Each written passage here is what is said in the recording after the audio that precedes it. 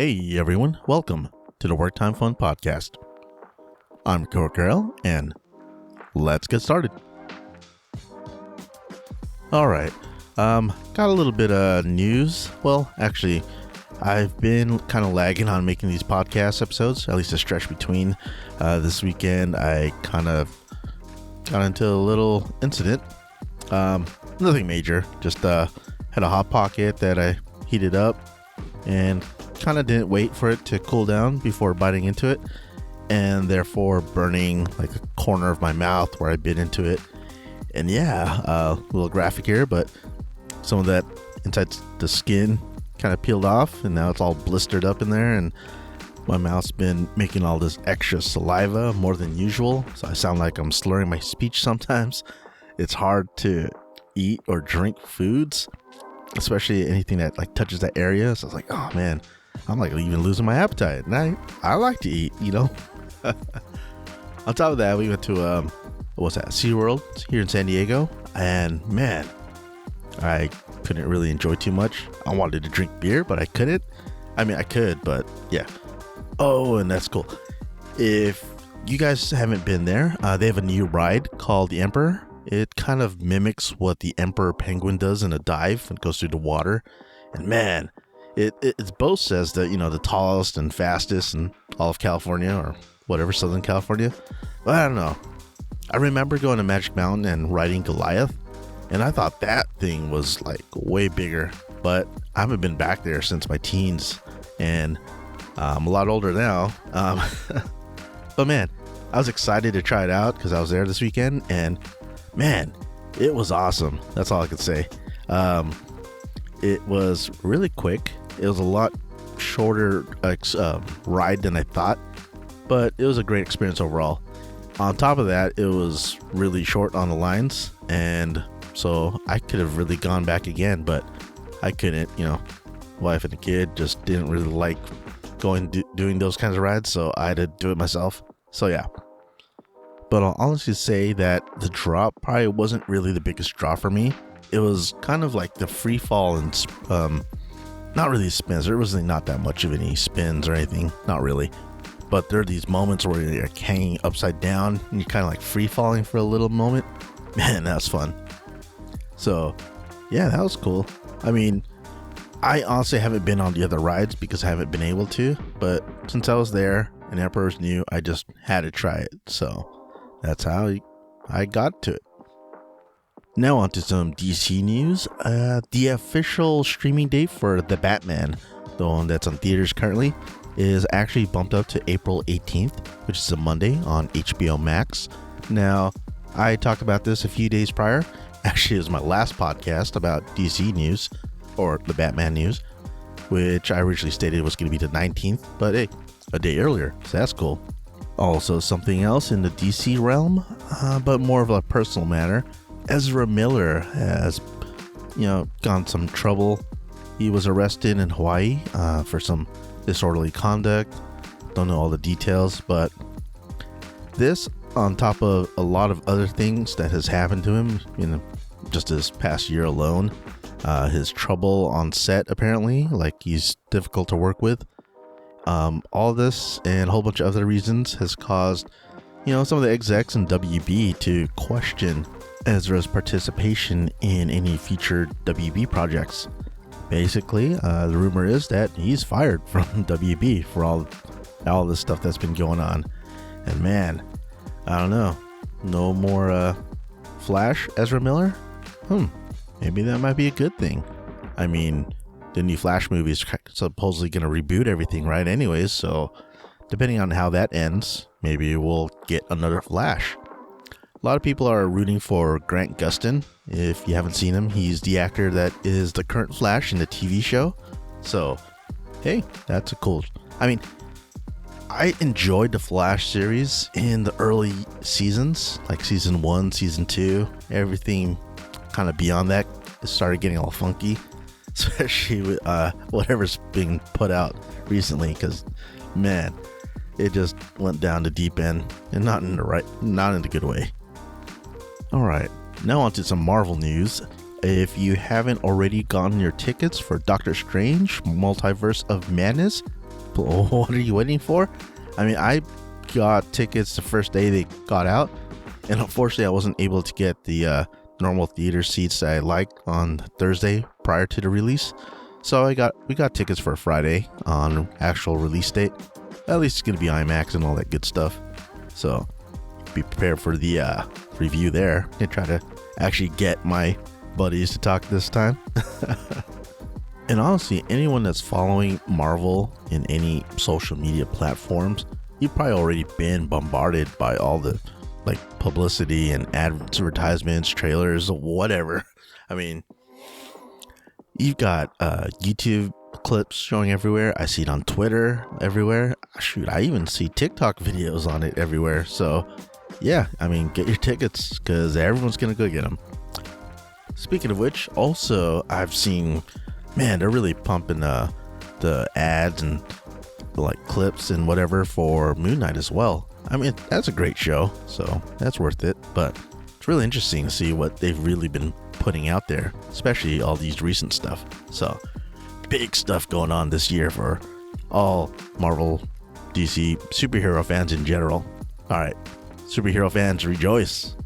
Yes, and speaking of TV shows, we're going to the Paramount Plus side of things.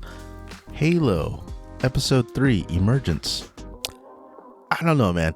I don't know, you guys. I mean, I'm probably gonna just watch these shows and not even bother giving any more reviews because I'm almost getting fed up.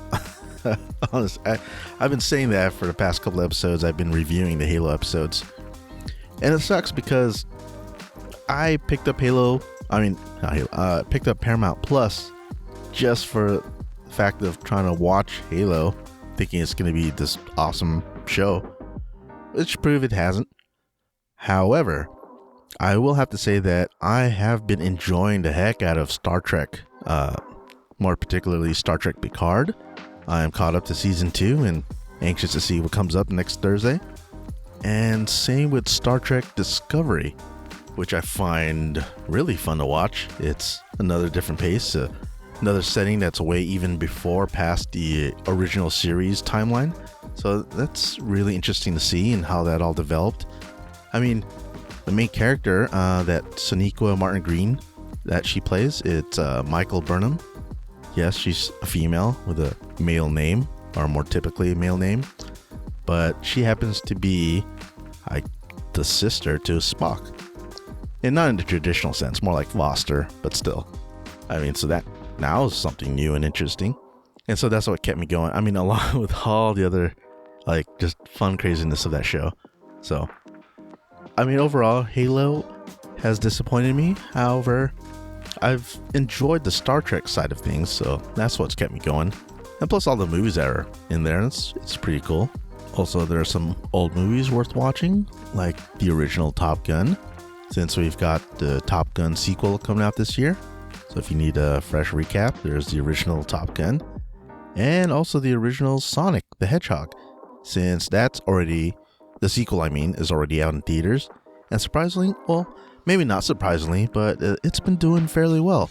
Despite all the critics and all that, naysayers, whatever, it's proving strong in the box office.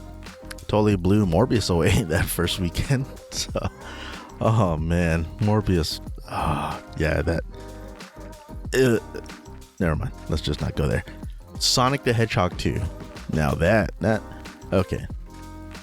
Yeah, it has some of its flaws. It's Sonic the Hedgehog. It's a video game. It's a video game character turned into a movie. But I'll tell you this. That movie of Sonic the Hedgehog is probably one of the best adaptations, you could say, of a video game turned into a movie. Because how many have we had over the past several decades now, I'll say. There's not too many games that have been adapted into some kind of other, video media format or even film really that really had any success as Sonic the Hedgehog has. Off the top of my head, I could think of a lot of the old Nintendo games that got turned into movies, like the Mario Brothers. Man, that was a crappy movie, and I'm pretty sure as heck all those actors knew it was pretty crappy. Same with what's another Double Dragon. Yeah, that turned out horrible. Oh man. The only one I'd say is close was what's that one? At least in the past. Oh, The Wizard. Yeah, but that wasn't really a video game adaptation. So actually, let me look at the list here. Checking up good old Wikipedia. All right, mentioned Super Mario Bros. Yeah, that sucked. Double Dragon. Oh, even worse. Street Fighter. Oh my god, that movie was horrible. Anyone see that? Mortal Kombat. Okay, that was fun. Terrible movie and story, but still fun. Wing Commander. I haven't even seen that. Lara Croft. Okay, the Tomb Raider. Are you talking about Angelina Jolie? If you are, then you all know reason why we watched that. Not for the story. Resident Evil. Oh man, whatever iteration of Resident Evil they made, it's all been horrible. House of the... Oh yeah, I remember watching that. That was a weird horror flick that... I don't even think it was kind of horror. It was more like stupid. Yeah, that's the genre, stupid. Going through his list, another Resident Evil, Alone in the Dark, Doom. Yeah, Doom was... That's the old one. Or even the remake. There's another Doom that I saw on Netflix. Oh man, I didn't even think you could make Doom worse. That Netflix one was way worse. Blood Rain. I think I remember watching that. That's whatever. Silent Hill. Dead or Alive. Oh my gosh. Anyone seen Dead or Alive? Nah, don't. Postal. Hitman. All these Far Cry, Max Payne, Street Fighter, Legend of Chun-Li, Tekken, Prince of Persia. Was it Need for Speed? I don't even remember that movie. Warcraft. Oh, Warcraft. Warcraft was something I really, really wanted to like when it first came out, because, man, the cinematography, the special effects, not cinematography is whatever, but the special effects, especially all the magical spells and man, if there's anything Blizzard has done right with their video games and all their little cutscenes in those video games, was the graphics on those. They were just superb for a video game, and they translated that well in the movie scene. However, the story and everything else about the movie just plain sucked. So that was just a shame. Right, well, Assassin's Creed. I was never really a fan of the game, so neither a fan of the movie. Rampage. Okay, that's typical rock, action flick. That was better than Doom, at least. Dead Trigger. Oh, Detective Pikachu. Now that was a fun family movie. I've got to say, okay, that's probably another one that was a decent video game translated into a movie, because hey, that was a nice family friendly movie, and it was fun with all the characters in the Pokemon world. And yeah, okay, I take that back. Sonic's close to Detective Pikachu. Those two work. All right, cool. We got Monster Hunter. I remember seeing the trailers and getting slightly hyped for it, but actually watching the trailer afterwards, I was like, yeah, pass. The newer Mortal Kombat. Yeah, I liked the action and some of the things they showed early on, like especially with the Scorpion history. So that was really cool. But as soon as you got into the main storyline with the current characters, it just fell flat from there. I guess it's good enough they're gonna make a sequel. Werewolves Within. Oh, that was on Netflix. I remember that. That was like a comedy, kind of. Not really well, I guess whatever. Another Resident Evil. Yeah, I didn't bother watching that. Uncharted. Okay, I still gotta watch Uncharted, so I don't really have an opinion on that. Overall, I heard good and bad, so we'll have to see that. And last on this list, Sonic the Hedgehog 2, which brought us into this topic of conversation. If you enjoyed the first one, know what it is. It's a video game movie, and Sonic the Hedgehog 2 is the same thing. It's just more of it, but I think a little bit more fun. Let's just say that. And I think it really amps up about all the characters, just injects more life into everyone, all the characters. And that's what made it fun. It was enjoyable. Yeah, there's some sappy moments here and there. But overall, I mean, if you're watching with your kid, you're watching with the family, hey, you'll enjoy it for what it is. Alright, so this wasn't exactly like my typical reviews or overviews of movies or TV shows, but I guess more of a rant. So I'm going to make sure to edit that title and description here for this podcast episode. My rant on video game movies and such. Alright, well, that's it for me.